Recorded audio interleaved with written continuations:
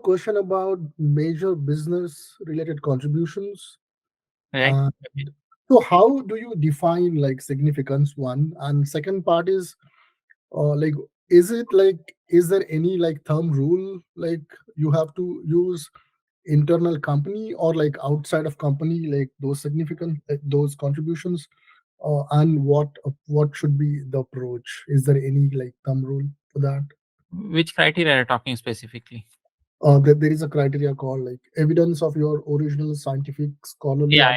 yes, So business. original contribution for in order for well, there are multiple ways to show original contribution, but essentially what the government wants to see is that your work has not only impacted your workplace. I mean, obviously it has impacted your workplace, but it has transcended it and it has impacted the broader field also. That's what they want to see, and there are different ways depending on people's professional domains.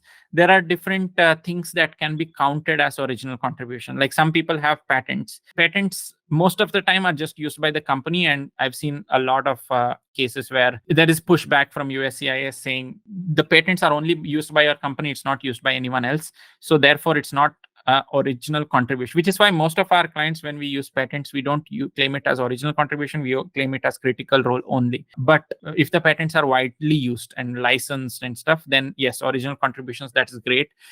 Or if let's say you did some open source contributions and those open source contribution modules are used widespread, further in the field, etc., that also can be used as original contribution. Or maybe you are part of some standards definition, right, like industry standards.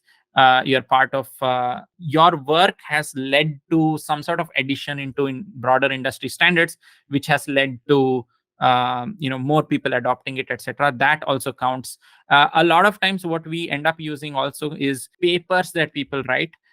See, generally people look at citations as indication of original contribution. We work with industry professionals more than researchers, who are less likely to get cited. So that's cited in the sense like academic citation, which is why we use like a more subjective way of showing that the concepts that were talked in the paper are actually being used in the industry and stuff like that. So I mean, there's no fixed thing. Most of the time it's a combination of these things that I just talked about, which end up constituting someone's original contribution criteria. And it's very subjective also. Unlike, let's say, authorship or judging and remuneration, let's say, unlike those criteria, this is a little more subjective, which means like there's room for you to make a case, and then there's room for USCIS to kick back saying there is no case also. So that's how it works.